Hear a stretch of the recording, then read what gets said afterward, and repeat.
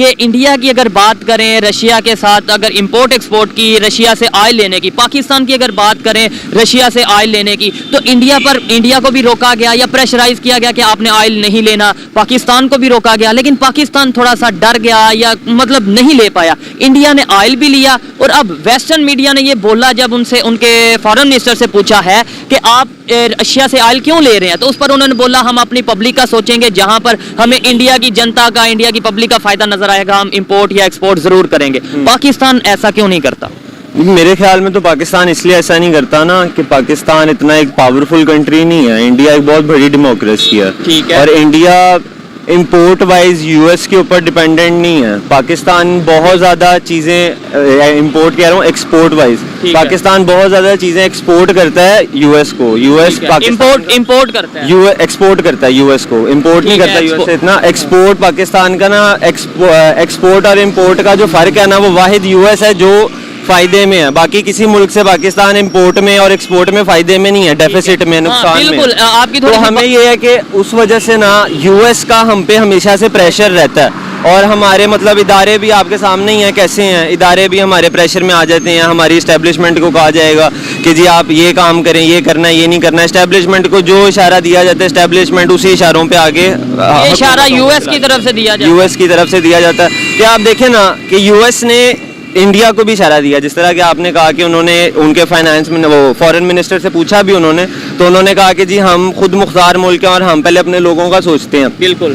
تو امریکہ نے کیا کیا, امریکہ نے پہلے آپ دیکھیں 1947 کے بعد سے کشمیر کا سارا مسئلہ بنا ہوا. ٹھیک ہے. امریکہ کبھی بھی کھل کے نہیں بولا, امریکہ کبھی بھی نہیں کہتا کہ جی یہ مسلمانوں کے ساتھ زیادتی کرتے ہیں. جب انڈیا نے رشیا سے تیل لے لیا تو امریکہ کے نیوز چینلز خبر چلانے لگ گئے ہیں کہ جی انڈینز جو ہیں وہ تو جی کشمیری مسلمانوں پہ زیادتی کرتے ہیں.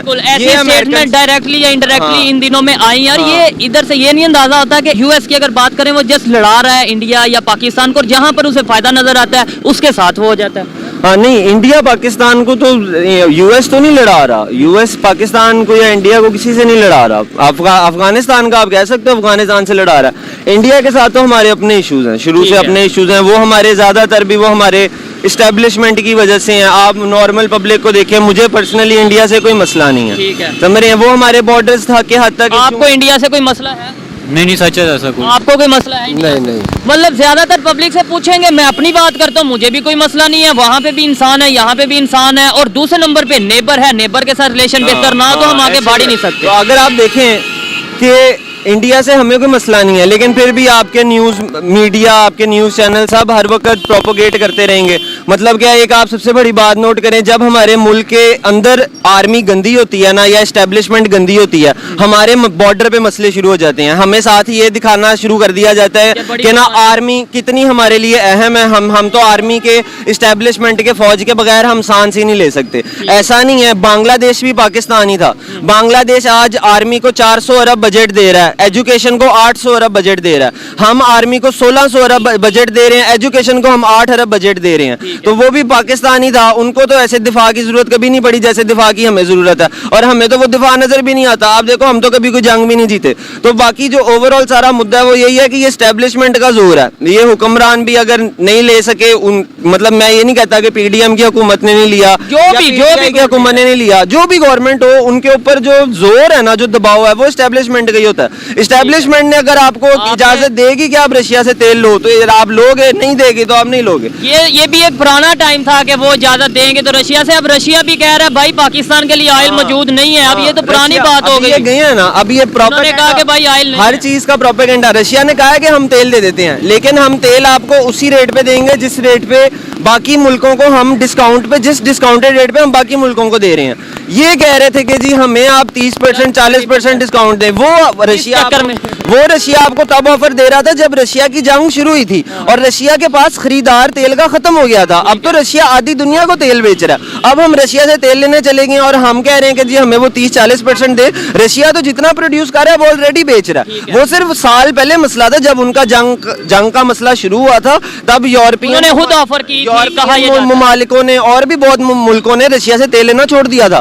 اس وقت رشیا سے تیل لینا جب چھوڑا ہے تو یورپی ممالک تو خود پیروں پہ پڑ گئے, زمین پہ پڑ گئے. تو یورپی ممالکوں تو خود مجبوراً کچھ عرصے بعد دوبارہ رشیا سے تیل لینا پڑا. اچھا میری بات سنیے گا, ہم ٹاپک تو ہمارا یہی ہے, آئل کے ریلیٹڈ ہے, امپورٹ ایکسپورٹ کے ریلیٹڈ ہے, اور فارن پالیسیز کے ریلیٹڈ ہے کہ بھائی ہماری انڈیپینڈنٹ فارن پالیسی نہیں ہے, انڈیا والوں کی ہے. لیکن آپ نے جنگوں کی بات کی کہ ہم ساری جنگیں جیتے, ہمیں تو کہا جاتا ہے ہم جنگیں جیتے ہی نہیں, ہم تو کبھی کوئی جنگ جیتے ہی نہیں. آپ دیکھو یہ ایسی کہا تو جنگ جاتا ہے 65 کی جنگ میں ناکو چنے چبوا دی, ہم کوئی جنگ نہیں جیتے. یہ میرے ساتھ ابھی کل پرسوں میرا ایک وزیرستان کا دوست بیٹھا ہوا تھا, بیوروکریٹ, وہ بھی مجھے یہی بتا رہا تھا, وہ سارا مجھے یہی بتا رہا تھا کہ جی ہم تو کبھی کوئی جنگ جیتے نہیں ہیں. 1965 کی جنگ میں ہم نے جگہ کھوئی ہیں, ہم نے جگہ تھوڑی بہتی بھی جو کھوئی ہیں, ہم نے فتح تو کچھ بھی نہیں کیا, فتح ہم نے کچھ بھی نہیں کیا. تو وہ وکٹری کیسی ہوئی, اور یہ وکٹری کیسی ہیں یا یہ جنگیں کیسی ہیں یا ان جنگوں کے فیصلے کیسے ہیں جو بارڈر کے اس طرف ہم جیتے ہیں, بارڈر کے اس طرف وہ جیتے ہیں. ہاں لیکن انٹرنیشنل میڈیا کی دیکھیں تو وہ تو پھر کچھ اور رپورٹ دیتا ہے, وہ تو بتاتا ہے کون جیتا کون. انٹرنیشنل میڈیا تو مطلب کہ نا نیوٹرل ہی رہتا ہے زیادہ. انٹرنیشنل میڈیا ہماری جنگوں کے اوپر زیادہ اپنے اوپینینز ویسے ہی نہیں دیتا, کیونکہ انڈیا بہت بڑی ایک ڈیموکریسی ہے, انڈیا بہت بڑی ایک مارکیٹ ہے. کوئی بھی ملک جب انڈیا یا پاکستان کے معاملوں کے, آپ دیکھو پاکستان امریکہ کے پاس جا کے, یو این میں جا کے, جنرل اسمبلی میں جا کے ترلے منتیں کرتا رہا کہ جی کشمیری مسلمانوں کے ساتھ کوئی انصاف کریں, ان کا کوئی کچھ کریں. کبھی کچھ نہیں ہوا. تو بلوچستان میں جو ایشوز ہو رہے ہیں ان کے حوالے سے نہیں ہمیں یاد آتا کہ وہاں پہ بھی ہم تھوڑا سا بلوچستان میں تو ہم کتنا ظلم کر رہے ہیں. بلوچستان میں آپ یہ دیکھو, بلوچستان میں نہ لوگوں کے پاس انٹرنیٹ کی اتنی فیسلٹی ہے. کشمیر میں 5G لانچ ہو چکا ہے انڈیا والے. ہاں وہ تو آپ دیکھو کشمیر, آپ دیکھو یار, یہ ہمیں ادھر میڈیا بیٹھ کے بتا دیتا ہے ٹی ویوں پہ کہ جی کشمیر میں آج اتنے مسلمان مر گئے, آج اتنے مسلمان مر گئے. بھائی سوشل میڈیا کا دور ہے, آپ یوٹیوب پہ جا کے انڈین یوٹیوبرز کو دیکھ لو, وہ سارا کشمیر جاتے ہیں, سارا کشمیر پھرتے ہیں, مسلمانوں کے ساتھ اٹھتے بیٹھتے ہیں. ان کی ویڈیوز میں تو آپ کبھی نہیں دیکھو گے کہ کہیں مسلمان کشمیر کے اندر کہیں کوئی احتجاج کر رہے ہیں یا ایک مزے کی بات بتائیں, آپ جرنلزم کر رہے ہیں, جرنلسٹ ہیں آپ یا اسٹوڈنٹ ہیں, مجھے یہ بتائیں ہمارے پاس جو کشمیر ہے وہاں پر آزادی سے آپ یا میں مطلب اپنے طور پہ جا کے کوئی ویڈیو ریکارڈ کر سکتے ہیں؟ نہیں ایسا نہیں ہے. وہاں پہ تو آپ ساری آلریڈی آرمی کا کنٹرول ہے وہاں پہ, اور وہاں پر جا کے ویڈیوز بنانا ممنوع ہے. میں تو ایون تک کہ جنگ کے دوران بھی کشمیر میں رہا ہوں, جنگ کے سچویشن میں بھی کشمیر سے سارا گزر کے آیا ہوں میں, بڑے ادھر میں نے سارے دیکھا ہوا. لیکن وہاں پہ ہم لوگ جو ہمارے پاس کشمیر ہے, جو میری نالج ہے یا جو میرا جتنا سورس ہے اس کے مطابق وہاں پر میرے جیسا ایک عام انسان یا کوئی بھی جا کر ویڈیو ریکارڈ نہیں کر سکتا. نہیں کر سکتا.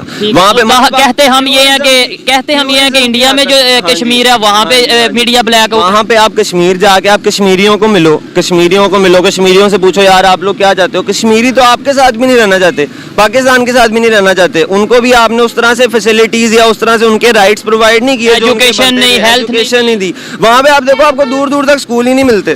سمجھ رہے ہو, سب سے بڑا مسئلہ تو یہ ہمارے ملک کا سارا مسئلہ ہی ایجوکیشن کا.